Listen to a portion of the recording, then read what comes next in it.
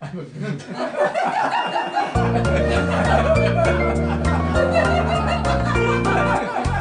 vie et joie de vivre une belle vie. Chaque jour je fête pour mettre des couleurs dans mes jours.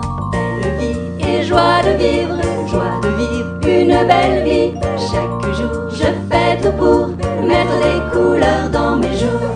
Des coups de cœur, le but c'est bien toujours le bonheur. Et si enfin j'arrive à mes fins, plus rien de triste ne m'atteint. Belle vie et joie de vivre une belle vie. Chaque jour je fête pour mettre des couleurs dans mes jours. J'ai de la joie dans le cœur, je donne à tous tout le meilleur. Je souris, je partage les légendes qui sont le sucre de l'existence. Belle vie et joie de vivre une belle vie. Chaque jour je fête pour mettre des couleurs dans mes jours. Bonjour à tous, bienvenue dans Ma Joie de Vivre. Alors nous sommes aujourd'hui à Grenoble en compagnie de THE personnage. Alors je sais qu'il ne va pas aimer parce qu'il est très humble, mais Jean-Pierre Andrevon, bonjour. Bonjour, je ne suis pas humble, non, mais je me place à ma place, Oui, qui est celle d'un homme, d'un citoyen surtout, normal. oui. Je ne dis pas normal en référence à notre président, mais je vis ma vie comme j'entends la vivre, voilà. C'est déjà pas mal, hein?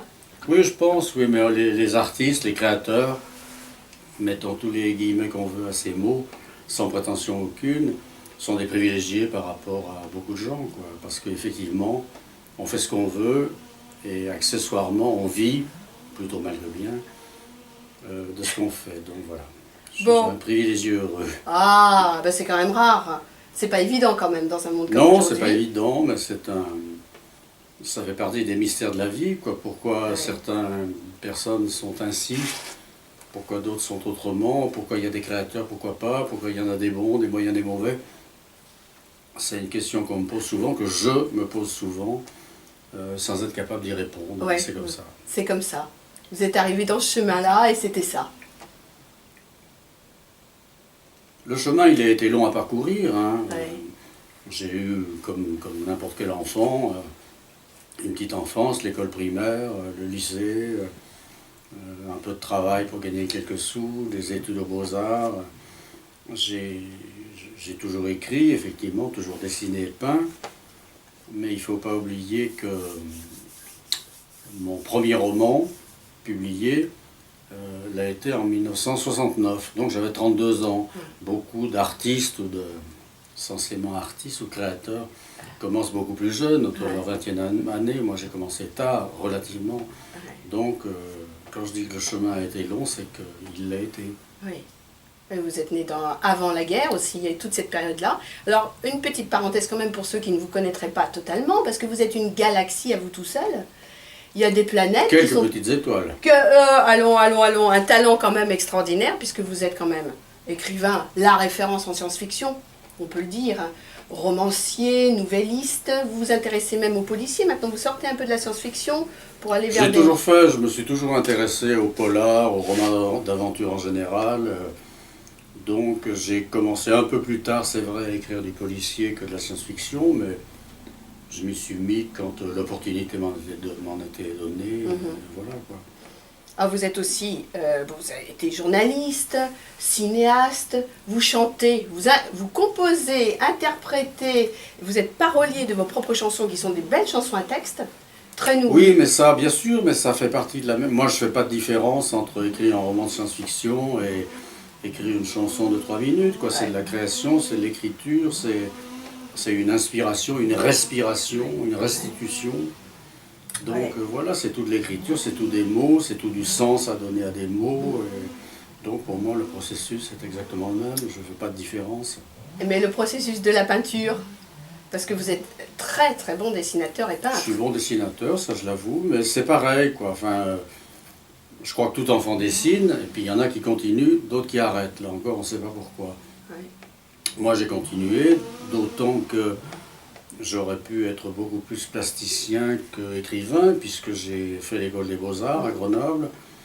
Ensuite, j'ai été pendant 6 ans professeur de dessin, d'art plastique, dirait-on maintenant. Donc ma première pulsion, mes premières créations étaient beaucoup plus du domaine plastique, esthétique que littéraire. Ouais. N'empêche que j'ai toujours aimé écrire aussi, puisque déjà au lycée, je me souviens, je commençais à écrire des premiers textes, des premières nouvelles, mais des poèmes aussi, où beaucoup d'adolescents écrivent des poèmes. Moi j'ai fait comme les autres. Et les nouvelles, donc tout ça part, voilà, c'est le même fleuve ouais. Que je traverse, sur lequel je me laisse couler, avec des différents affluents que peuvent être l'écriture, le dessin, la chanson. Mais j'ai toujours tout aimé en même temps. J'ai pas commencé par faire quelque chose, puis après bifurquer vers l'autre, quoi. Il y a un peu des cycles quand même. On voit que vous à abandonnez 15 ans, quelque mettons chose. 15 ans, qui est une période un petit peu charnière, on rentre dans l'adolescence. Je dessinais énormément, je commençais à écrire.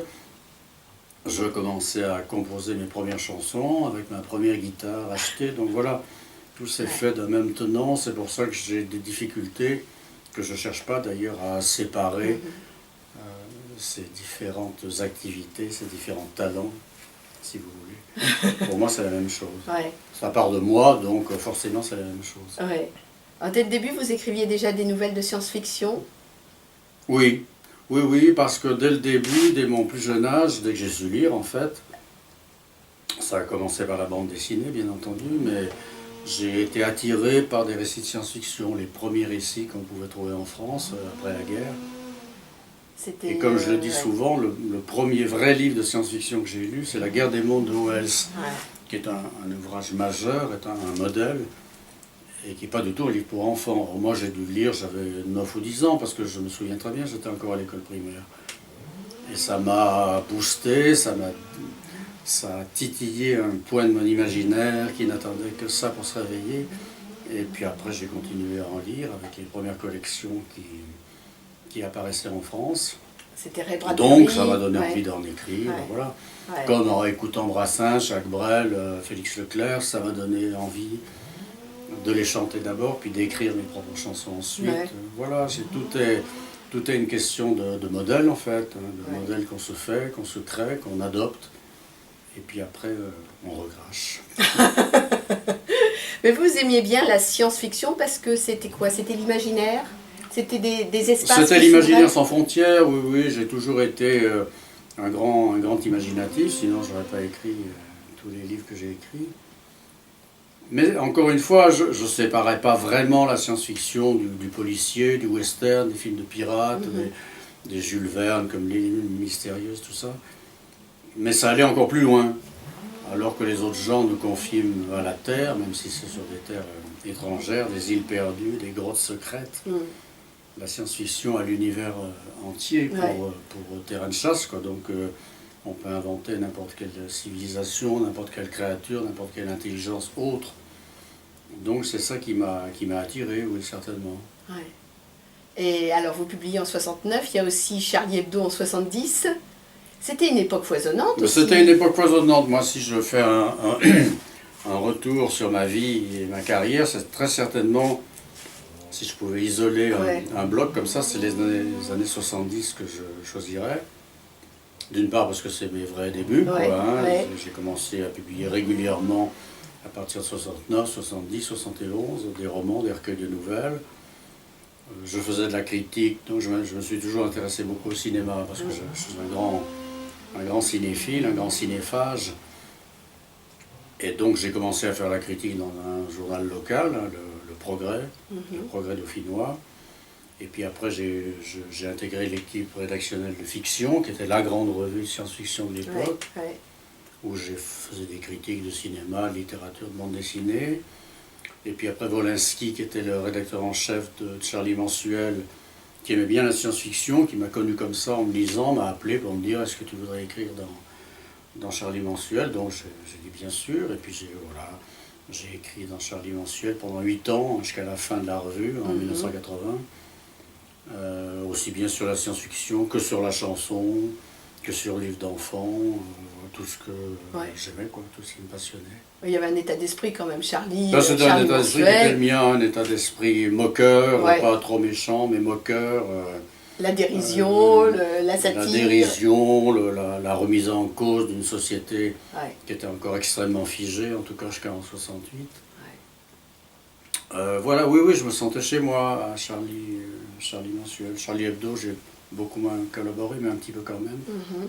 C'était une famille qui m'allait bien, où Ouais. je me sentais bien, et où malheureusement, et qui malheureusement s'est effondré donc en 80-81, Ouais. avec les temps qui changeaient. Ouais. Les temps changent, comme chante Dylan. Voilà. Il y avait donc Rézère, il y avait quand même un tas de personnages avec qui Oui, vous oui, étiez ben, il y avait des très... personnages c'était- extraordinaires. Ouais. Rézère est mort très jeune, Ouais. malheureusement, mais il y avait Cabu GB, qui continue Cabu. à faire des reportages dessinés extraordinaires. Wolinski Ouais. qui était vraiment un frangin pour moi, parce qu'on aimait la même chose, même sorte d'humour, comme ça, un petit peu agressif, mais pas trop. Ouais. Oui, c'était Cavana, bien sûr. Cavana, qui oui. était notre grand sage, là, Ouais. notre Moïse. Voilà, oui, c'était une équipe qui était à peu près unique dans toute l'histoire de la presse française des années 70, quoi, encore une fois. Je ne vois pas où pourrait se retrouver une équipe semblable Ouais, tout à maintenant. Il y en a fait. certains qui sont morts, les autres commencent à vieillir sérieusement. Il y avait Mais- peut-être actuel. Il y a eu Actuel, mais c'était pas mon truc. Ouais. J'étais pas du tout le genre rock, machin, Ouais. rock et drogue and rock. C'était pas du tout mon truc. Ça. Ouais, Donc c'était... Souvent on me demande... enfin ici il y avait quand même Actuel, Charlie et Ouais. Métal Hurlant. Ouais. Mais moi c'était vraiment Charlie. C'était cet humour de dérision, cet humour social quand même, assez fortement marqué. Mais sans les excès de l'époque rock and drug. Je suis passé carrément à côté, très volontairement d'ailleurs. Ouais. Et il y avait aussi un engagement un peu écologique derrière. Il y avait... Tout à fait, mais Ouais. c'est arrivé en même temps parce que effectivement le groupe des éditions du Square qui éditait Charlie Mensuel, Harakiri, a lancé très vite en 1972 cette revue qui s'appelle La Gueule Ouverte. Ouais. Première revue écologique, Ouais. écologiste et écologique en même temps Ouais. en France, où j'ai collaboré aussi dès le début et jusqu'à la fin, mais là plus en faisant des dessins qu'en écrivant des textes. Donc voilà, tout m'allait bien, tout m'allait comme un gant, quoi, comme un beau costume dans lequel je me suis passé, Ouais. que j'ai enfilé sans problème. C'était le bonheur, hein, ces C'était le années-là. bonheur, et Ouais. puis alors il y a eu la retombée très sévère dans les années 80, où les gens se sont refermés sur eux-mêmes, où le fait que la gauche arrive au pouvoir a donné un sérieux coup de bâton, a provoqué un étouffoir dans le milieu de l'humour, quoi, parce qu'on n'osait plus trop taper sur le gouvernement. Ça, c'est une hypothèse qui est couramment répandue, qui ne me semble pas satisfaisante à 100%. Mais voilà, quoi, ce qui n'a pas empêché que j'ai continué à écrire, à peindre, à faire des chansons. Ouais. Mais c'est passé plus dans la routine, quoi. Puis après une certaine renaissance à partir du milieu des années 90, avec la création d'autres revues, Fiction étant morte, Mhm, mhm. et puis l'arrivée de nouveaux auteurs, la nouvelle génération, des Bordages, des Ayerdal, des gens comme ça, sur lequel on vit encore aujourd'hui, quoi, sans que ça soit très glorieux, mais bon, ça serait long d'en parler parce qu'il y a les conditions d'impression, de diffusion Ouais. avec l'informatique qui sont Ouais. beaucoup améliorées. C'est beaucoup plus facile maintenant de sortir une vraie revue ou une vraie collection de bouquins qu'il y a 20 ans ou 30 ans, quoi. Donc il y a eu une multiplication de petites collections comme ça dont l'existence est parfaite pour les jeunes auteurs qui ont donc qui ont donc accès plus facilement à l'édition. Et voilà, et moi je considère ça d'un œil un peu extérieur, mais sympathique, sympathisant. Ouais, ouais, c'est ça. Et l'équipe que vous aviez, ce noyau qui était génial, vous voyez beaucoup à l'époque de Charlie Mensuel? Vous étiez tout le temps en contact? Voire même vous sortiez, vous viviez... Non, il y avait l'équipe de base qui était parisienne, avec Ouais. Wolinski, Rézère, Cabu, Cavana, le professeur Choron. Oui, professeur Choron. Mais moi, grenoblois, j'y montais une fois par mois, quoi. Ouais. J'assistais de temps en temps à une réunion de comité de rédaction, mais c'est tout. Il ne Ouais. faut pas croire que les gens étaient... on croit souvent ça, d'ailleurs c'est une vision extérieure qui est souvent fausse, quand un journal fonctionne bien, on se dit mais ils sont tout le temps ensemble, ils se font des Mhm. bouffes, des parties, Mhm. des voyages. Mais c'est pas vrai, chacun avait sa vie. Hein. Mhm. La vie c'était le journal, mais à part ça, Mhm. non, les gens se voyaient pas trop, quoi. Ouais. Faut pas croire. Oui, parce qu'actuel, ils vivaient ensemble à un moment donné. Actuel, probablement Oui, plus, mais oui. c'était ce côté, encore une fois, Plus communautaire. Enfin, voilà, ils étaient plus. Ouais. à laquelle j'ai pas participé. Et à cette époque-là, donc vous peignez déjà? Non, vous peignez pas. Hein. À cette époque-là, Bien c'était sûr le que si, dessin. je peignais. Je veux dire, j'ai commencé à peindre, vraiment à peindre, Ouais. c'est-à-dire de l'huile, puis je suis assez vite passé à l'acrylique, beaucoup plus pratique. Quand j'étais aux Beaux-Arts, donc j'ai fait les Beaux-Arts, c'était 57 à 60, et j'ai jamais cessé de peindre. J'ai jamais peint beaucoup, mais même s'il y a eu des périodes un petit peu de reflux, et puis des remontées à l'occasion d'une exposition, Ouais, par ouais. exemple. Non, j'ai jamais cessé de peindre, non. Ouais. J'ai encore fait une exposition entre le printemps et l'été, là, Ouais. à Grenoble. Et par rapport à vos valeurs, puisqu'il y avait quand même. On dit de vous que vous êtes un auteur engagé, je ne sais pas si c'est vrai, mais vous avez quand même des valeurs écologistes. Oui, mais je suis avant tout un citoyen, et ce que j'écris reflète mes valeurs. C'est un mot que j'aime pas, Ouais. parce que n'importe qui l'emploie, ça, Ouais. de la droite à l'extrême droite, donc c'est un mot que C'est un mot je politique. prends avec des pour vous. pincettes et des pinces à linge. Ouais. Mais oui, j'ai toujours une sensibilité, enfin, toujours. À partir de entre 20 et 30 ans, c'est là où on se forme vraiment, quoi. Ouais. J'ai toujours eu cette sensibilité à la fois écologiste, mais de gauche et même d'extrême gauche, hein, contre cette société figée que moi j'ai trouvée au sortir de l'adolescence, Ouais, hein, la société des années 50, la société gaulliste. Et donc j'ai toujours été un révolté, quoi. Hein. Mettez les guillemets que vous voulez, les parenthèses que vous voulez. Ouais. Mais j'ai toujours été contre toute hiérarchisation, contre tout interdit. En 68, on disait il est interdit d'interdire. Ouais, Moi, j'en ouais. fais encore une de mes sobres valeurs. Je suis resté très. D'ailleurs, je me revendique avec un petit peu d'humour, un petit peu de second degré, si vous voulez, comme un vieux 68ard. Ah. Et c'est vrai que je suis resté, quoi. Ouais. Je suis toujours foncièrement hostile à toutes les raideurs de la société qui ne sont pas tout à fait les mêmes raideurs que celles des années 50-60, mais qui sont passées du côté de la sécurisation à outrance. Enfin, vous voyez, les caméras partout, on ne peut pas sortir en vélo sans mettre un casque, vous voyez, tout ça, la santé, voilà, maintenant, tout ce qui On est sûr, sans être ouais. interdit, Ouais. tout ce qui fait qu'on vous dit constamment faut pas faire ci, faut pas faire ça, faut être prudent, faut pas aller ici, faut pas aller là. Enfin, tout ça me gêne terriblement aux entournures, et c'est une des raisons, la principale probablement, de ma révolte sociétale permanente. Que vous exprimez dans l'écriture ou aussi dans votre Mais quotidien? partout, je veux dire, moi je sépare pas mon écriture de ma vie. Mhm. Je fais partie d'associations, au moins une en tout cas, Oui. écologique et sociale à Grenoble, qui s'appelle l'ADES. Mhm.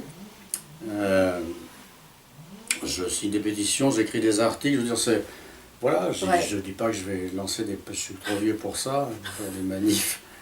Ouais. Mais j'ai toujours, je reste à l'écoute, quoi, je reste attentif à tout ce qui se passe dans la société.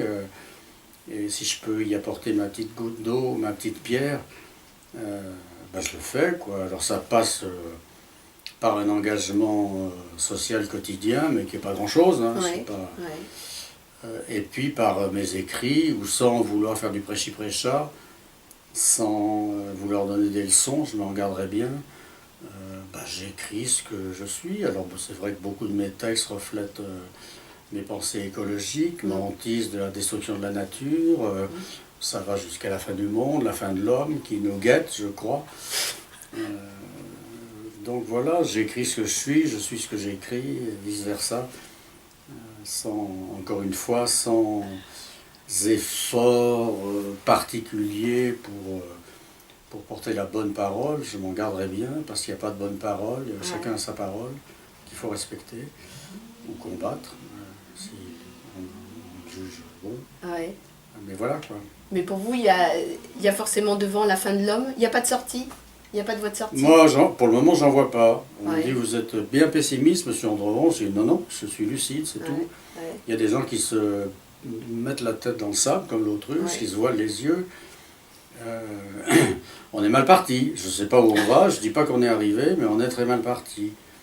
L'épuisement des ressources, la pollution généralisée, maintenant l'effet de serre, la surpopulation qui est cause de tout le reste, hein, Ouais.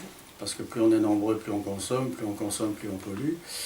Donc, et ça ne s'arrête pas, je veux dire, ça ne s'arrête pas. On est 7 milliards, on sera 8 milliards dans 10 ou 15 ans, on sera 20 milliards dans 25 ans, on va aller où? Ça ne s'arrête pas, et si ça ne s'arrête pas, on meurt. Donc voilà, ma lucidité, elle est là.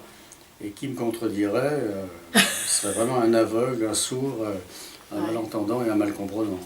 Oui, tout à fait. Ouais.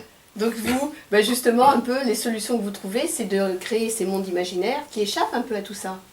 Parce qu'à un moment J'écris pas donné... tellement de monde imaginaire, Non, en fait, mais ça il y m'est a quand même arrivé, un peu. mais assez peu souvent. Quand j'ai écrit la Gandhar, le premier, et puis la série des autres romans, alors c'est vrai que je me suis transposé sur une autre planète, mais où on retrouve peu ou prou les problèmes de la Terre elle-même, parce que Gandhar, ça a beau être une société sylvestre, une société pacifique, qui se sert que d'animaux clonés là, pour transporter les marchandises ou faire tourner les machines. Ils sont menacés sans cesse par des invasions extérieures, par des cataclysmes géologiques ou sidérales, ou etc. quoi. Donc je crois que chaque société, où qu'elle se place, qu'elle soit imaginaire totalement ou qu'elle soit réelle, est soumise à des menaces terribles et permanentes. Quoi. Est-ce qu'on a vraiment vu arriver la guerre de 14? Non. Est-ce qu'on a vraiment vu arriver la guerre de 39? Déjà un peu plus, mais là encore en se voilant les yeux. Donc voilà, il arrive toujours des choses qui nous sont néfastes, quoi, et dont on est responsable. Il ne faut pas chercher la responsabilité ailleurs, dans un ailleurs qui n'existe pas. On est responsable, tous, à notre niveau, plus ou moins, évidemment. Mais donc on est responsable du pire et du meilleur, et ça serait bien qu'on prenne en compte un petit peu le meilleur au lieu du pire. Quoi. Oui, mais vu où ça va, et vous ne pensez pas qu'il y a des histoires de cycles là-dedans qui feraient que peut-être, comme certains le prétendent, il y a des cycles dits cosmiques ou je ne sais quoi, qui aboutissent à une sorte de fin du monde et qui se relèvent forcément? C'est très possible. Parce qu'il y a eu des C'est civilisations très qui se possible. sont... Le phénomène des lemmings qui se jettent du haut de la falaise quand ils sont très nombreux, ça peut être le sort de l'homme. Hein. Alors soit qu'ils s'exterminent par petits morceaux, par des micro-conflits généralisés, par des mutations de société, par des immigrations massives, ou par la guerre atomique dont le spectre s'est un petit peu éloigné ces temps-ci, depuis la fin de la guerre froide, depuis la chute du mur. Mais si c'est ça, moi je veux bien, mais alors vous me dites bon, que 95% des terriens meurent et puis ça ira mieux après. Moi, si c'est une solution, je veux bien. Hein. Si c'est ça le cycle, mais pour les 95% qui mourront dans de mauvaises conditions, c'est pas très... Ils diront, ah ben non, moi je veux pas. Quoi. Donc je sais pas, moi je suis pas devin, hein, j'écris des histoires, mais je sais pas, l'avenir de la Terre, il change chaque jour. Quoi. Mais il va plutôt dans le mauvais sens, c'est ça qui est malheureux. Mais vous, Jean-Pierre Andrevon, qu'est-ce qui vous rend heureux aujourd'hui? Mais ce qui me rend heureux, c'est pas des grandes choses, c'est des petites choses. Ouais. C'est si je vois il fait beau le matin, j'entends chanter les oiseaux, c'est si je lis un bon livre, si je n'importe quoi, si voilà, si je passe un bon moment avec un ami.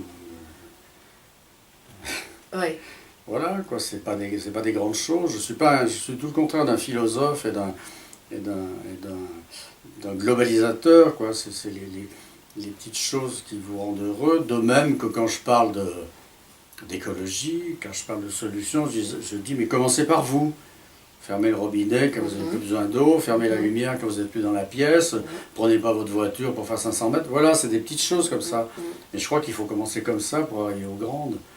Donc il n'y a pas de le bonheur absolu, l'angelot avec ses ailes dorées, l'auréole et le paradis terrestre, où le lion ne mange pas l'agneau. Moi, c'est pas mon truc, hein, j'y crois pas à tout ça. Quoi. Je crois que...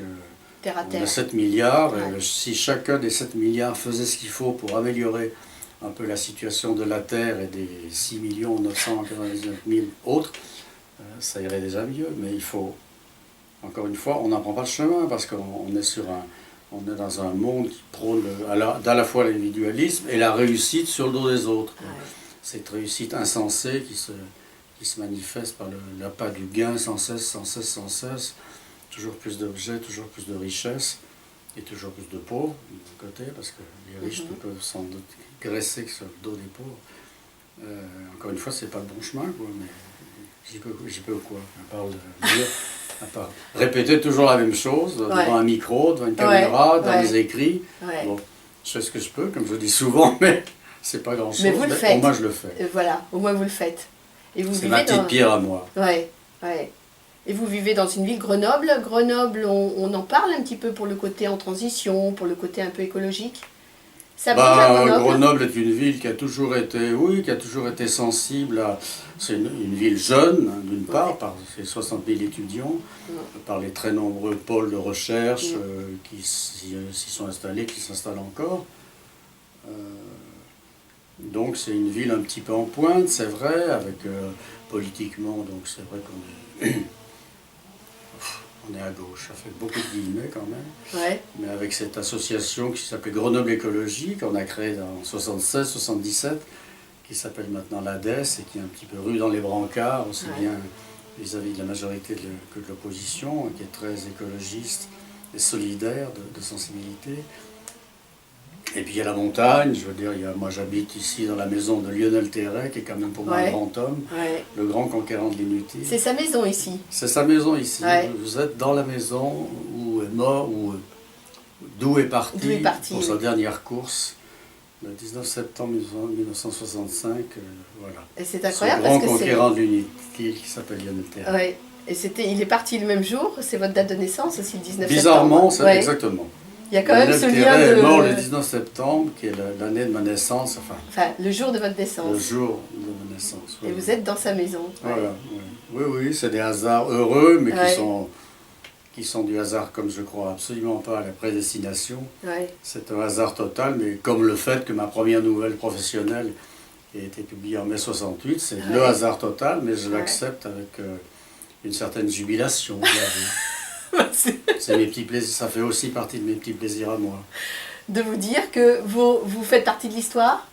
Non, je ne fais pas partie de l'histoire. Tout le monde fait partie de l'histoire, je veux dire. Mais c'est quoi votre parfois petit plaisir, on engloutit très vite, d'autres on subsiste. Ouais. Je veux dire, je ne suis pas Salman Rushdie, ni Albert Camus, malheureusement.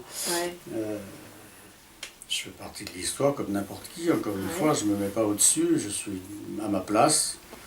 Et j'essaie de tenir ma place, effectivement, avec sincérité, avec le sens de la justice, qui est pour moi le plus important. Si on me demandait quelle était la principale qualité à chercher chez l'homme, ça serait le sens de la justice. Et j'aime beaucoup qu'on appelle les justes les gens qui ont sauvé les Juifs pendant la guerre et l'occupation. Et voilà, le mot juste, c'est ce qui me... C'est un idéal, c'est l'idéal. Oui, auquel j'aspire sans prétendre y arriver tout le temps. Parce que j'ai mes mauvais côtés comme tout le monde. Alors, celui qui a ses mauvais côtés, peut-il être juste? Certainement, parce que les journées sont longues, les semaines sont longues, les mois sont longs. On n'est pas toujours au top de ce qu'on voudrait être, de ce qu'on voudrait faire. Et on peut commettre soi-même des injustices. Le héros 100% n'existe pas. Comme le salaud 100% n'existe pas. Peut-être qu'il y en a pas un peu plus d'ailleurs. Plus facile de faire le salaud 100% qu'un héros 100%. Je vois pas ce qu'on pourrait sauver chez Hitler ou chez Mengele. Mais oui, voilà quoi. Je dis des banalités là. Vous me forcez à parler, mais encore une fois, j'essaie de faire ce pourquoi j'ai été modelé par. Par quoi alors? Par ma vie, par les rencontres, par des ingrédients, par des périphériques dont je ne suis pas maître, et qui sont le fait du hasard ou pas, mais le hasard qui vous va bien, si je peux dire, on l'attire quand même, forcément. Donc c'est vrai que j'ai fait des tas de rencontres de gens que je n'aurais pas rencontrés si je n'avais pas été un créateur moi-même. C'est certain. Quand je reviens à Wolinski, qui est sûrement une des rencontres les plus importantes de ma vie professionnelle et personnelle, parce que c'était quelqu'un que j'admirais beaucoup, qui me correspondait bien. S'il est venu me chercher, c'est qu'il sentait que je lui correspondais aussi. Et puis quelques autres, quoi. Et puis des regrets de ne pas avoir connu tous les gens que j'admire et que j'aurais aimé connaître, quoi. Mais ça, C'est qui les gens que vous admirez?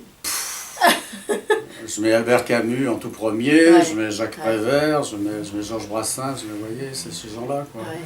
Ces gens qui avaient une parole, et qui avaient une sincérité, et une justesse de sentiment et d'action, quoi. Boris Vian aussi, bien sûr, tous ces gens-là.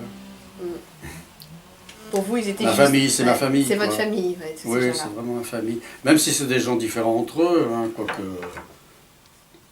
quoi qu'ils se connaissaient, hein, plus ou moins. Ouais. À l'époque, c'était bon, c'est vrai que les années... On peut dire beaucoup de mal des années 50-60, mais n'empêche que c'était l'époque où tous ces gens-là vivaient, créaient, quoi. Quand on pense qu'il y avait Prévert, qu'il y avait Vian, qu'il y avait Truffaut, qu'il y avait Brassens, qu'il y avait Jacques Brel, qu'il y avait Ferré, qu'il y avait Camus, il était encore vivant, il est mort en 59. C'est Sartre, même si je l'ai beaucoup renié, Sartre depuis. Ils étaient tous là, quoi, tous les gens, mon univers mental, qui est le mien à mon âge, hein, Ouais, c'est ça. digne septuagénaire, ils étaient là, quoi. C'était une époque. C'est vrai, on me dirait que quand tu aurais voulu vivre, eh ben, j'aurais volontiers fait le saut des années 70 aux années 50, Ouais. à la condition d'être copain avec Boris Vian, Prévert et Camus, ce qui était beaucoup demandé, effectivement, mais on peut toujours rêver. Ouais. C'est vos modèles. Absolument. De modèle, c'est un mot que j'aime pas trop. Je disais, c'est mes grands frères, quoi, plutôt. Ouais. C'est pas Ouais. des modèles. Encore une fois, on ne peut pas aimer 100% de toute l'œuvre d'un individu. Mais c'est quand même des gens avec qui je me sens en coïncidence, sans aucun doute. Ouais. Toujours par leur aspect révolté, comme Camus a écrit L'homme révolté. C'est pas un hasard. Oui, oui, tout à fait. Alors on écoute toujours Ma joie de vivre, Jean-Pierre Andrevon. Je suis toujours là. Il est toujours là, ce qui est quand même preuve d'une grande joie de vivre. On vient de parler hors antenne d'un personnage aussi, Frédéric Dard, qui est né dans la même ville que vous. Ben, c'est une petite ville qui est au Nord-Isère, qui s'appelle Jallieu. Alors maintenant, Jallieu, c'est Bourgoin-Jallieu, parce qu'il y a deux communes qui ont fusionné. Mais oui, ça fait partie des hasards de l'existence, comme celui qui veut que j'habite dans la maison De Lionel Terray. lequel est mort le même jour Ouais, que moi je suis né, ouais, séparé de quelques années évidemment. ouais. Mais j'ai pas connu Frédéric Dard, malheureusement. J'aurais bien aimé, parce qu'il fait partie de ces vieux anards tonitruants que j'aime bien, quoi, et qui a apporté pas sa petite pierre, mais sa grosse pierre à la littérature française en bousculant le vocabulaire, en inventant des mots, exercice qui me plaît bien, même si j'avoue que je ne suis pas un très très grand lecteur de Frédéric Dard ou de San Antonio. Mais voilà, c'est une personne qui m'accompagne plus lointainement que les autres auteurs que j'ai pu citer tout à l'heure. Ouais. Mais Et lui, il a sa statue. C'est une statue dans Bourgoin-Jallieu? je ne sais pas s'il a une statue, mais en tout cas, il a une rue ou une place, voilà. ou une avenue. Ou... Donc on fait un petit Ce qui n'est appel pas pour encore que... mon cas. Voilà, Non. Je suis... on fait un petit appel pour une ruelle, hein, Une Jean-Pierre ruelle, oui, Andrevon oui. dans Mais Grenoble. il existe une impasse Andrevon Ah, ouais, c'est déjà un bon début. je sais plus, dans une petite ville aussi du Nord-Isère. Si quelqu'un m'a fait le plaisir ou la malice de m'envoyer une photo où il y a effectivement impasse Andrevon. Mais c'est peut-être un montage, hein, c'est peut-être une farce qu'on m'a faite, j'en sais Ah, rien. d'accord. Mais ce n'est pas des honneurs que je cherche, d'ailleurs je ne cherche aucun honneur. Hein. Comme disait Flaubert, autre de mes grands maîtres, les honneurs déshonorent. Donc loin de moi l'idée d'avoir des honneurs quels qu'ils soient. Mais c'est peut-être parce que aussi Andrevon, c'est un nom isérois, ça signifie quelque chose? Je ne sais pas vraiment si c'est un nom isérois, c'est probablement un nom de la région, parce que il n'y a qu'à feuilleter l'annuaire des Andrevons, il y en a effectivement pas mal à Grenoble et dans les environs. Alors il y en a quelques-uns qui sont de ma famille réelle, des cousins notamment, des petits cousins, et puis d'autres qui me sont totalement inconnus. Mais oui, je pense que c'est un nom de la région, oui. Parce que j'ai rarement rencontré des Andrevons en dehors de l'Isère, c'est vrai. Ouais. Mais bon, c'est comme ça encore. Et vous n'avez D'accord. jamais pensé à quitter Grenoble? Vous êtes vraiment attaché à cette ville? Attaché, certainement pas, parce que j'ai des ailes, mais j'ai pas voulu déployer ces ailes pour aller ailleurs, même si, quand j'étais jeune, toujours dans ces belles années 70, j'ai pu penser déménager à Paris où tout se passait, quoi, je veux dire, au point de vue du journaliste, de l'édition, de la presse, etc. Mais je ne l'ai jamais fait, essentiellement à cause de cette maison, d'ailleurs, de cette maison Terray, qui est une belle, vieille et vénérable maison, qui est située à 10 minutes à pied du centre-ville et qui en même temps est sur la colline, au milieu des arbres, au milieu des oiseaux, des écureuils, où je suis bien tranquille, Ouais. où on ne vient pas me déranger, sauf des journalistes de temps en temps. Ah oui, on est là. Voilà. Donc, et puis plus le temps passant, plus les moyens de communication se perfectionnant, comme Internet et tout ça, maintenant on n'a plus besoin d'être sur place pour rencontrer des gens, quoi. Je veux dire, le manuscrit qu'on envoyait avant par la poste, là maintenant, d'un clic on l'envoie par Internet et il est chez l'éditeur, donc voilà. Mais c'était quand même mieux par la poste, Il y a c'était plus toute besoin une d'être époque. appareil. On tapait à la machine, on envoyait même l'impression, les éditeurs. On tape toujours, hein. On Quand on tape tape à la toujours, bien machine sûr. ou sur l'ordinateur, ça n'a rien changé. Mais il y avait l'aspect papier quand même, il y avait tout ce côté Il de y a l'aspect l'imprimerie. papier, mais qui existe toujours, parce que Ouais. forcément, on fait un tirage, en tout cas c'est ce que je fais moi, Mm. je fais un premier tirage au moins de ce que j'écris pour me relire et corriger, parce que les corrections sur l'écran sont assez traîtres, on ne voit pas toujours les fautes qu'on fait, Mhm. donc il faut un tirage papier, oui. Mais c'est vrai qu'il y a plus, je parlais de Flaubert tout à l'heure, Ouais. lui il faisait des brouillons et des brouillons sur les brouillons et des corrections sur les brouillons avec des encres de couleurs différentes.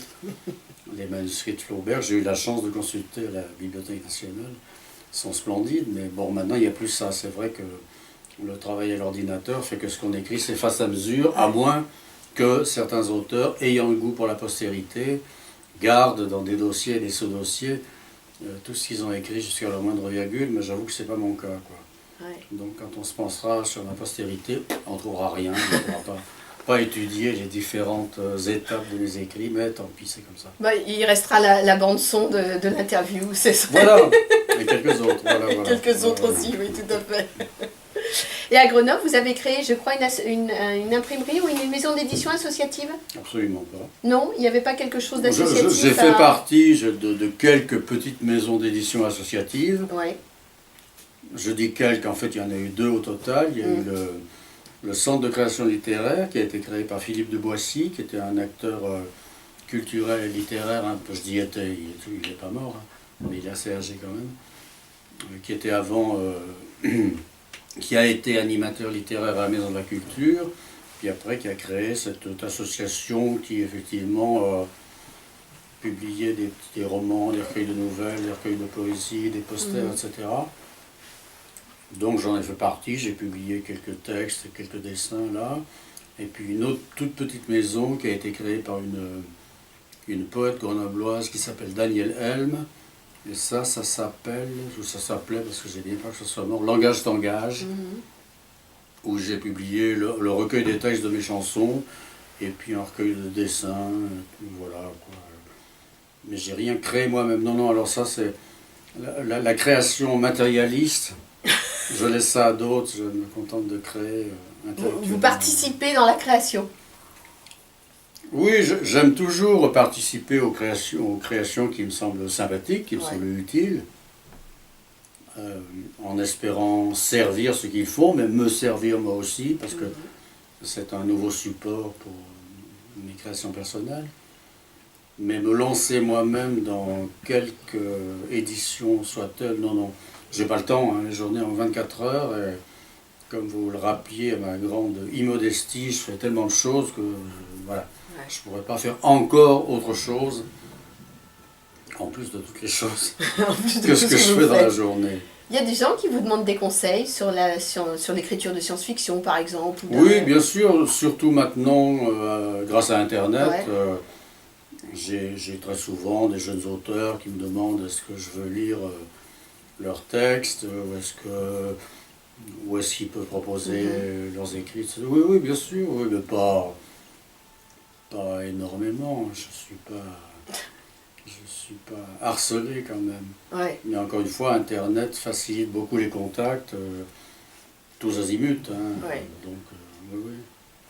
Mais je suis pas du tout. Je je suis pas du tout groupe, caste, non, non, je suis un créateur solitaire quand même, essentiellement. Hein. Je fais ce que j'ai à faire, j'envoie, je distribue, mais le genre réunion de copains au bistrot, on se raconte ce qu'on écrit en buvant des bières, alors là c'est totalement contraire à ma riche personnalité. Vie communautaire, ça c'est Non, pas... non, ça, c'est même pas dans moi. les Ah années non, non, c'est 70, pas moi c'était du pas tout, ça, ça. oui. Non, non, non. Ah ouais. Vous êtes un solitaire. J'aime qu'on me foute la paix, c'est ce que j'aime à dire, vous voyez, j'ai pas que des bons côtés. Hein. Je suis pas un solitaire parce que j'aime bien être avec des copains. Voilà, faire des choses, là, bon, ce soir je vais présenter un film à la Cinémathèque, par exemple. Ouais. Autre association grenobloise à laquelle je suis très attaché depuis ses débuts, hein, dans les années 60. C'est quelle Donc association? je refuse jamais les rencontres, Ouais. comme avec vous, comme avec d'autres, mais Ouais. je travaille beaucoup, Ouais. vous vous en doutez, pour faire Oui, tout bien ce que sûr. je fais. Donc Ouais. quand je travaille, ben voilà, je suis devant mon ordinateur, Ouais. parfois devant mon chevalet. Et dans Ouais. ce cas-là, je n'y suis pour personne, voilà, je réponds même pas au téléphone. Oui, c'est normal, vous vous isolez un petit peu, il y a besoin d'un...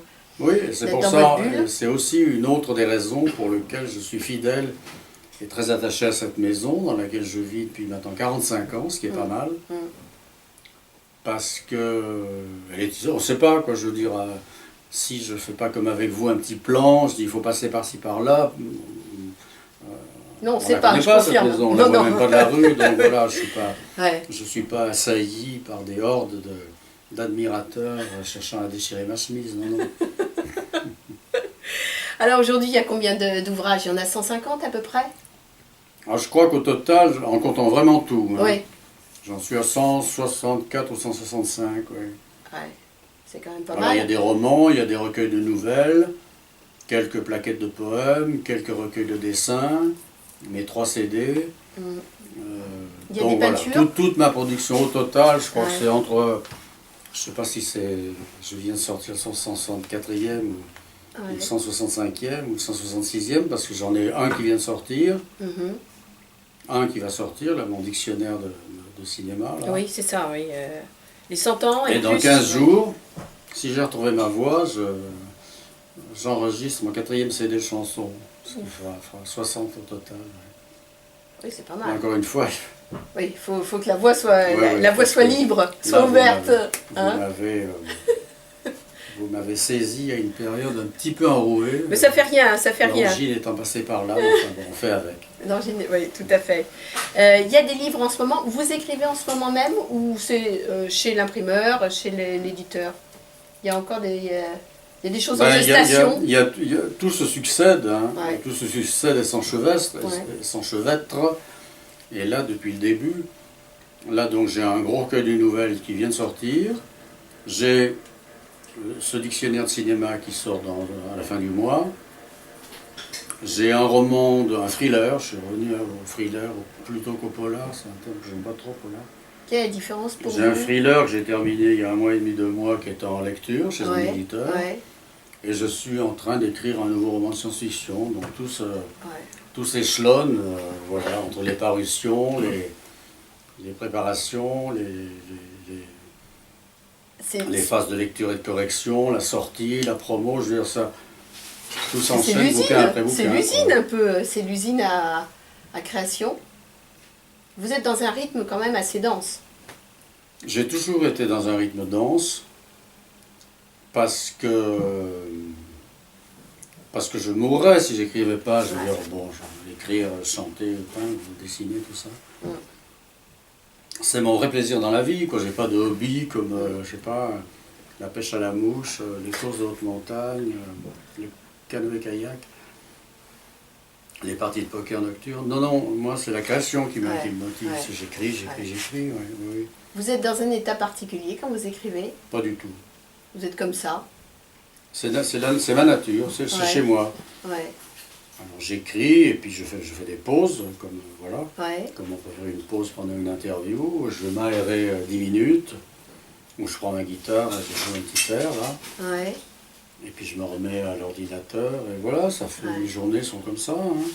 Sans oublier les courses du matin, acheter le pain et le lait les radis et le beurre. Et aller au ciné, parce que je vais toujours beaucoup au cinéma. Oui.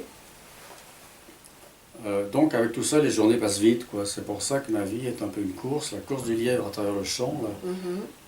Pour pas, plus on vieillit, plus on se dit que le temps se rétrécit, donc plus on a envie de faire des choses. Et ça vous maintient en vie, tout ça? On a la sensation que ça vous... Probablement, oui, je sais pas, oui, sans doute, oui, bien sûr. Oui, oui. Mais ça a toujours été un rythme qui m'a été naturel, sans du tout que je me force, mais si j'ai pas envie, je m'arrête. Hein. Je peux m'arrêter 1 heure, je peux m'arrêter un jour, peu importe. Je sais que je reprendrai après, quoi, parce que la machine est lancée, et quand la machine a brûlé son charbon, ben voilà, il y a une autre loco qui démarre, parce que des sujets, j'en ai à revendre, quoi. Je veux dire, j'ai beaucoup plus d'histoires en germe que d'histoires que j'aurai le temps matériel d'écrire dans ma courte vie. Donc voilà, quand j'ai fini un roman ou une nouvelle, je me lance dans un autre roman ou une autre nouvelle dont le thème, dont le sujet ne m'a pas forcément éclaté dans la tête la veille ou l'avant-veille. Ça peut être des histoires dont j'ai conçu la trame 2 ans avant, 5 ans avant, 10 ans avant. Quoi. Voilà, c'est comme ça que je fonctionne en tout cas. Oui, tout à fait.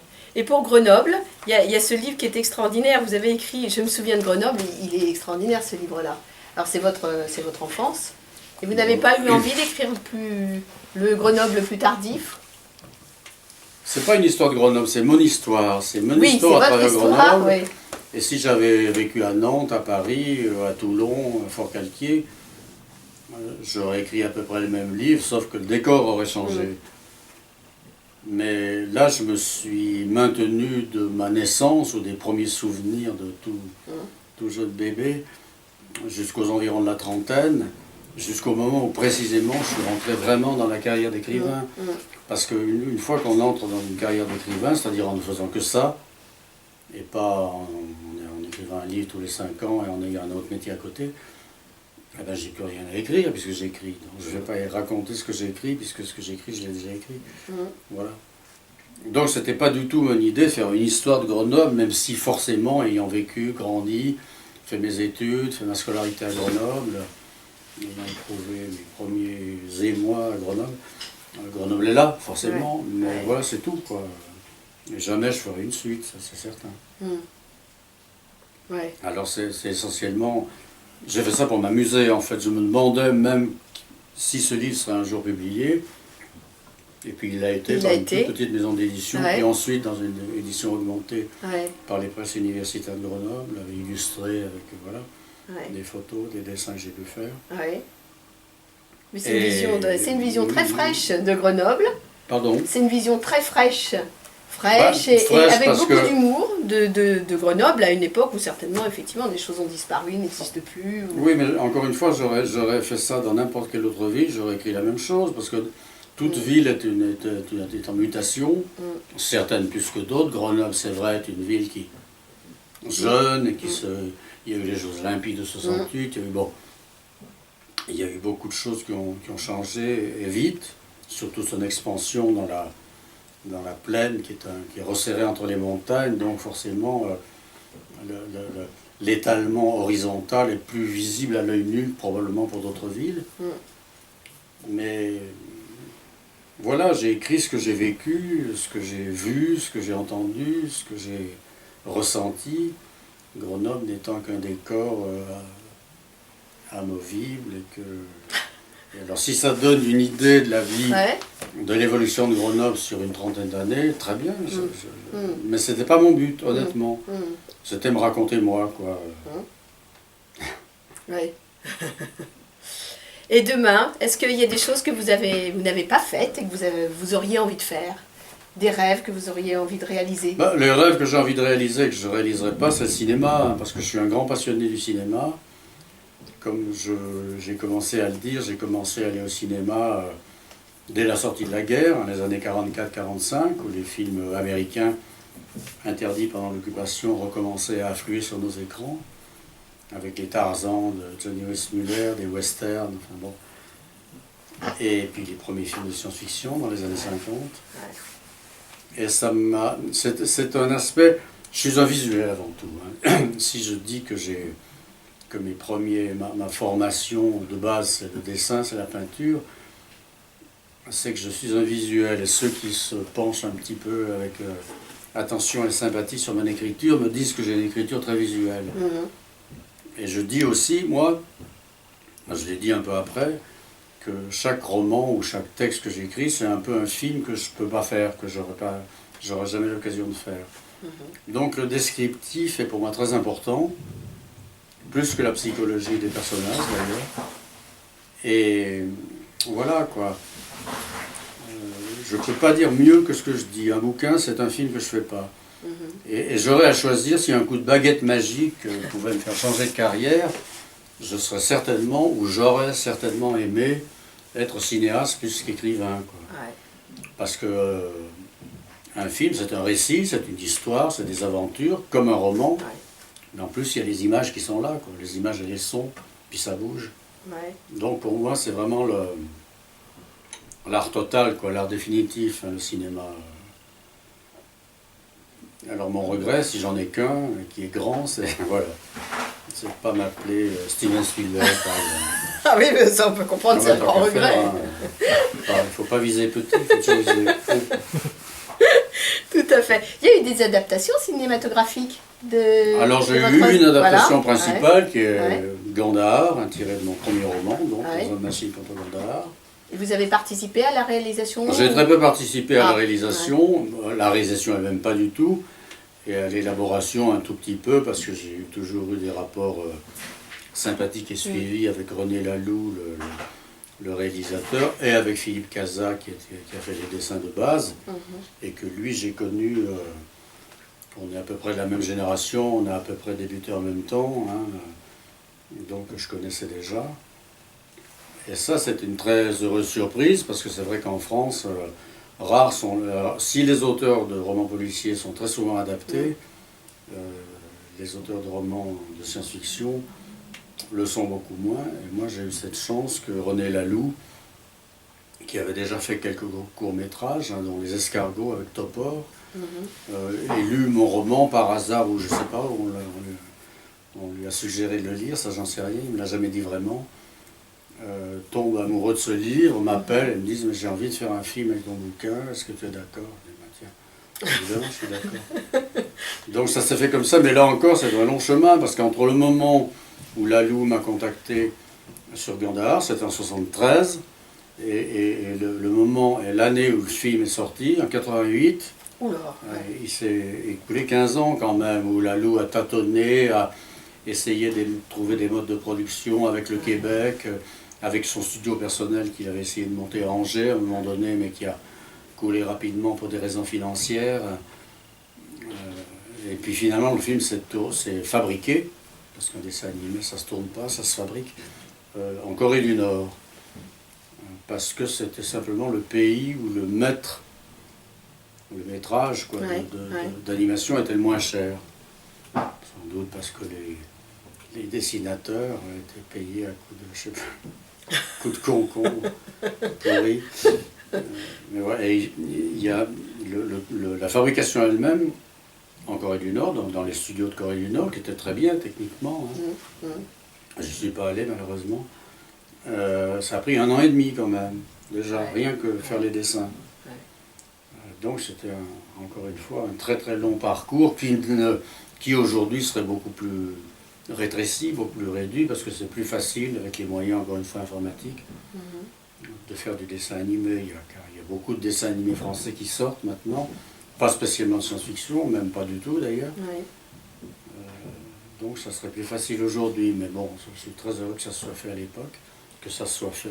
Avec les moyens, avec les moyens conséquents dont le résultat se voit à l'écran, effectivement, mais qui tiennent beaucoup au dessin très coloré, très velouté de Cazat, qui était le dessin. Ça aurait pu être Möbius, mais bon, ça a été Cazat. C'était un bon choix. Ça j'imagine. Et le théâtre? Alors ça, je n'ai jamais touché, voilà. Là, le théâtre, vous me dites que je fais tout, mais je fais tout sauf le théâtre et la danse classique. Ça, non plus. Mais le théâtre, je ne sais pas pourquoi. Peut-être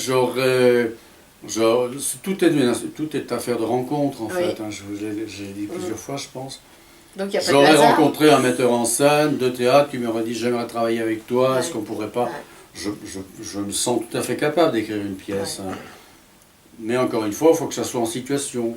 Jamais je me mettrais à écrire une pièce devant mon ordinateur en disant bon, ça se fera pas. Non. Oui, c'est Une d'abord la pièce, rencontre. c'est un metteur en scène, Ouais. c'est des acteurs, c'est une personnalisation de la mise en scène, du décor, des têtes de comédiens, voilà. Mm. Donc ça s'est pas fait, mais j'aurais pu le faire effectivement. Mhm. Vous auriez aimé le faire avec certaines personnes? Aimer, je sais pas. Encore une fois, le monde du théâtre, mais quand même malheureusement, et c'est encore une fois une question de temps, assez étranger. Je vais très peu au théâtre, je l'avoue. Je connais très mal le théâtre moderne. Donc je sais pas, je sais pas. En vérité, je sais pas. Il aurait fallu que ça soit une rencontre, mais bon. Mais vous voyez, il n'y a pas de hasard dans les rencontres. Il y a pas de hasard, mais il y a des circonstances quand même. Ouais. Il faut. J'aurais été plus intéressé au premier degré avec le théâtre, j'aurais plus fréquenté les milieux théâtraux. Il est très probable que la rencontre ait pu se faire, mais là, ce n'était pas le cas, donc elle ne s'est pas faite, et honnêtement, je ne regrette pas, quoi. Mais bon, écrire 3 pièces de théâtre, ça aurait voulu dire quoi? Écrire 10 bouquins en moins, Ouais. il faut choisir, hein, donc non, tant qu'à faire, j'aime bien, encore une prétention de ma part, mais j'en ai plusieurs dans mon sac, être vraiment le maître de tout ce que je fais. Quand on écrit un bouquin, on est le maître absolu du premier au dernier mot. Le théâtre, on ne le fait pas tout seul, il y a des tas d'allées. Le cinéma, c'est encore bien pire. Hein. Donc, c'est peut-être heureux que j'ai pas mis la main dans ce monde cinématographique parce que j'aurais supporté des choses très désagréables, j'en doute pas. Hein. Ouais. Oui, c'est pas un travail de solitaire. Hein. C'est pas un travail... Mais c'est pas que j'aime le travail solitaire, j'aime être maître, effectivement, de ce que je fais. Ouais. Et c'est sûr qu'un metteur en scène, il est maître à quoi 20%, 30% du film fini, parce qu'il y a tellement de périphériques autour et c'est très difficile de faire des films. Mais bon, peut-être que Spielberg n'a pas de problème, mais beaucoup d'autres, en France en particulier, ont un mal infini à monter un film tous les 4 ans, tous les 5 ans, sans compter les projets dont on croit qu'ils vont arriver et puis qui avortent. Si on regarde la filmographie des bons metteurs en scène, il y a plus de films qu'ils auraient voulu faire mais qu'ils n'ont pas pu faire que de films qu'ils ont fait en réalité. Alors quand on a déjà cette vérité-là à l'esprit, ça vous fait l'effet d'une petite douche froide quand même. Mais enfin, il faut tenter. Hein. Encore une fois, si je ne regrette pas le théâtre, le cinéma, oui, ça je le regrette. Alors j'ai fait effectivement 2 courts-métrages, mais bon, 2 courts-métrages dans toute une vie, c'est assez peu. Quoi. Bah quand même. C'était en quelle année c'est quand même, c'est arrivé de me trouver derrière une caméra, Ouais. mais encore une fois... C'était en quelle année, ça, ces courts-métrages-là? Il y en a un qui date de 71 et l'autre de 76, Ouais. dont les copies sont à la Cinémathèque. Ouais. Et aujourd'hui, est-ce qu'il y a une communauté, entre guillemets, de gens avec qui vous vous sentez en affinité dans les écrivains de science-fiction, par exemple, ou de polar, ou de... Ou est-ce que vous considérez que vous êtes un petit peu... Je fréquente pas, mais je considère rien du tout. Oui, enfin, quand je dis considérer... Ma nature, le fait que j'habite à Grenoble et que je me déplace peu, fait que ce sont des gens que je rencontre rarement, pour ainsi dire pas, quoi. Mais je les lis, je veux dire, ça me manque pas. Bon, j'ai quelques copains, bien sûr, mais c'est d'autres, ça sont des copains, s'ils n'écrivaient pas de la SF, et d'ailleurs, il y en a qui n'écrivent pas, heureusement. Le milieu, ce qu'on appelle le milieu, ou les milieux, pour moi, c'est très désagréable. Je n'aime pas me retrouver entre écrivains de SF et parler de SF toute la nuit, quoi. Ça ne m'intéresse pas du tout. Je veux dire, j'en ai plein la tête au bout de 5 minutes. Et je préfère parler avec des gens qui exercent une autre activité, fût-ce plombier ou sabotier qu'écrivain. Non, j'ai pas du tout l'esprit groupe, cast, machin, réunion de vieilles barbes. Là. Non, ça m'intéresse pas, vraiment. C'est prétentieux ce que je dis, mais j'assume absolument. Mais c'est très bien, c'est très très bien. Alors Jean-Pierre Andrevon, on parle un peu de l'actualité, donc c'est quoi? C'est la sortie des 100 ans et plus de cinéma fantastique? Alors j'ai deux actualités. Alors. J'ai la sortie d'un gros recueil de nouvelles qui s'appelle Le Monde, qui s'appelle Demain le Monde. Demain le monde, voilà, c'est ça. Qui ne sont pas des nouvelles inédites, dans un recueil rarement de nouvelles inédites, mais c'est une espèce de choix qu'on a fait avec l'éditeur et c'est le directeur littéraire, qui sont les nouvelles les plus, parmi les quelques 150 nouvelles au minimum que j'ai écrites, qui sont les nouvelles les plus représentatives de mon univers, quoi, donc beaucoup de textes sur l'écologie, sur la fin du monde, sur la fin de l'homme, sur la guerre atomique, etc. Donc c'est un gros bouquin de plus de 500 pages que j'ai soigneusement relu, corrigé, commenté, avec une belle postface d'un autre ami grenoblois, écrivain de science-fiction, qui s'appelle Georges Barlow. Donc voilà, ça c'est une des actualités. L'autre étant la sortie très prochaine, le 28 novembre, de cette grosse encyclopédie qui s'appelle 100 ans et plus de cinéma fantastique et de science-fiction. Ouais. Alors là, c'est un boulot que je poursuis avec acharnement depuis plus de 10 ans et qui a mis, mais il fallait ça, hein, qui a mis 10 bonnes dizaines d'années à éclore pour arriver à être le plus complet possible, quoi, et à trouver un éditeur aussi qui veut bien prendre le risque de sortir un bouquin de cette importance, de ce poids, de cette épaisseur, pas facile à vendre, probablement. Et c'est aussi la fin d'une respiration qui m'a tenu en haleine, si je peux le dire, pendant toutes ces années. J'ai commencé. Quand je commence, je ne sais jamais où je vais, hein. Si ça aboutira ou pas, parce que moi aussi j'ai des romans inachevés, bien entendu. Et puis peu à peu, je me suis pris au jeu, et comme je continue à faire de la critique de cinéma, je me suis dit, mais toutes ces critiques, ça va être perdu, donc autant les rassembler dans un recueil. Puis après, pourquoi pas parler des genres différents, parler des réalisateurs, des techniciens, donc une vraie encyclopédie, quoi, qui regroupe tout ce qu'on peut dire et écrire sur le cinéma fantastique et de science-fiction. C'est un travail énorme, voilà. ça. Donc c'est arrivé à maturité, enfin, après beaucoup d'aléas. Le livre est en retard, d'ailleurs, parce que j'ai déjà participé à plusieurs présentations d'un livre qui n'existait encore pas. Mais l'édition, c'est une grande aventure, elle aussi. Pas aussi compliquée, sans doute, que celle du cinéma. Certainement. Mais néanmoins une aventure. Donc voilà, c'est deux gros bouquins qui représentent une part importante de mon travail de pas mal d'années, voire de décennies, quoi. Et pour cette encyclopédie, comment vous avez fait? Il a fallu voir tous les films de science-fiction. Je les vois tous. Vous les voyez tous Je les vois tous, je les ai tous vus, comme je vous l'ai dit, depuis les années 50. Maintenant, avec Internet, voilà, avec les DVD, on peut voir ceux qu'on n'a pas vus. Je ne prétends pas non plus avoir tout vu, bien entendu, c'est impossible. Mais en tout cas, les principaux films, en tout cas ceux sortis en France, et même certains pas sortis en France ou pas sortis sur les écrans, mais uniquement à la diffusion télé. Mais ça, je les ai vraiment vus. Et ceux que je n'avais pas vus depuis longtemps, j'ai fait tous les efforts possibles pour les revoir, pour ne pas me tromper, pour pas... Et puis j'avais sous les yeux toutes les critiques que j'écris depuis des décennies, là encore, hein, que ce soit dans fiction, dans positif, dans l'écran fantastique. Donc j'avais un gros matériel qui s'est augmenté au fur et à mesure et dont j'ai pu me servir. Et dans l'actualité, il y a de la peinture ou pas en ce moment? La peinture, j'ai fait une exposition cet été, ce printemps et cet été, entre mai et août, où j'ai fait une espèce de rétrospective disons, de ma décennie et demie de peinture récente, consacrée à des divers paysages de Grenoble, mais envisagés sous l'angle des dégradations géologiques et climatiques futures, c'est-à-dire Grenoble en ruine, Grenoble envahi par la végétation, Grenoble asséché, devenu un désert avec des bâtiments en ruine qui émergent du sable et des dunes. Donc voilà, ça c'est un espèce de panorama que j'ai commencé, ça fait bien, entre 12 et 15 ans, quoi, disons une quinzaine d'années, et que j'augmente toile après toile, mais lentement, parce que je peins pas moins que je voudrais. Si j'ai encore un demi-regret après le cinéma, c'est de ne pas avoir le temps de peindre assez. L'écriture me prenant quand même la majorité de mon temps.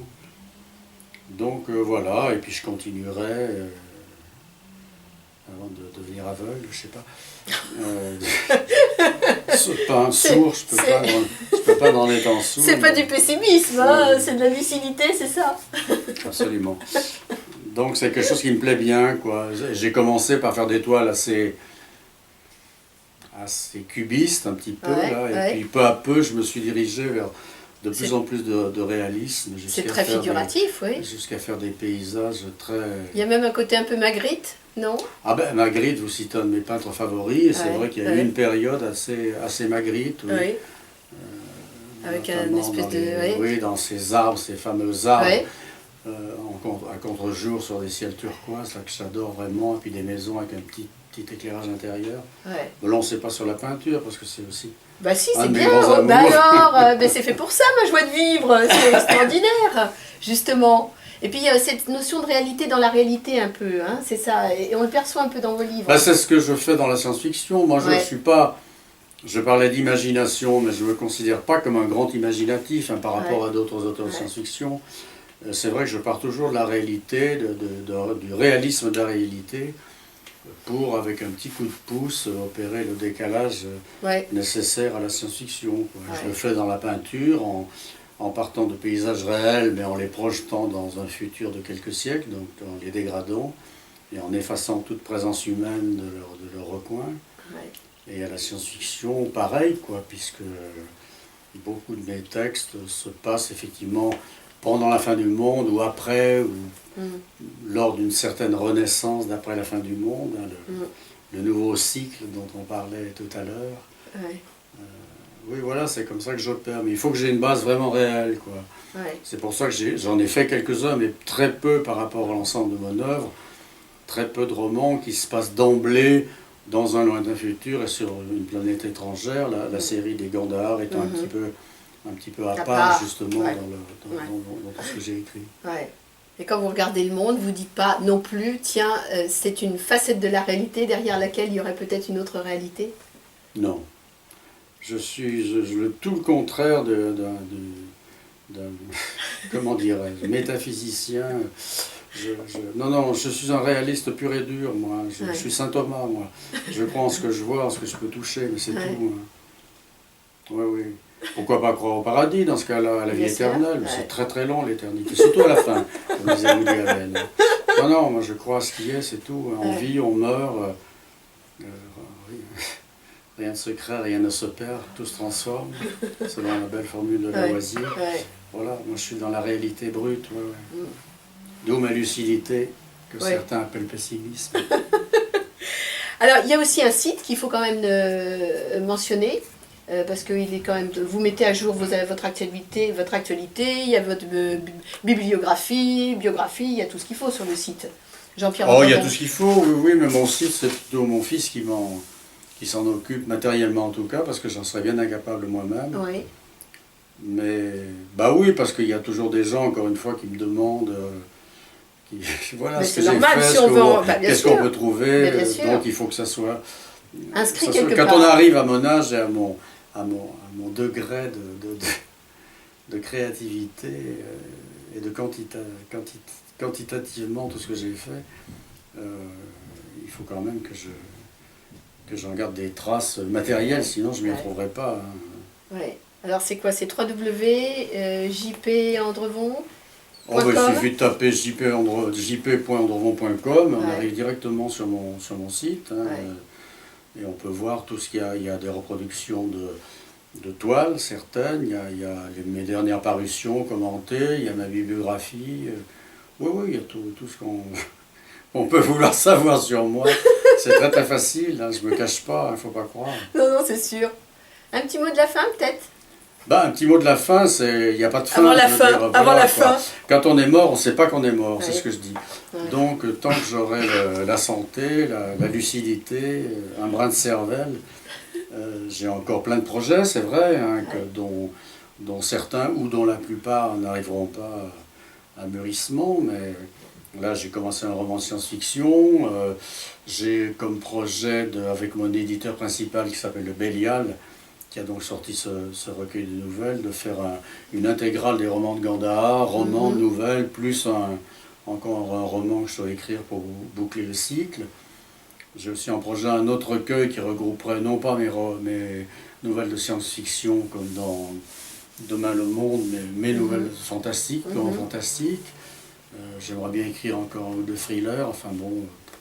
Ça n'arrête pas. Voilà quoi, jusqu'au bout, continuer à mourir sur scène comme Molière ou mourir devant mon ordinateur, mais avoir la force et la tête pour continuer encore à faire ce que j'ai envie de faire, quoi, tout simplement.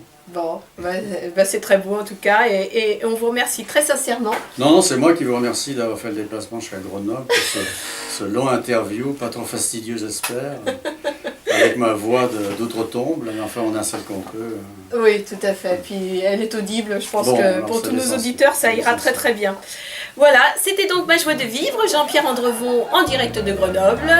Je vous retrouve donc d'ici quelques jours. Belle vie et joie de vivre une belle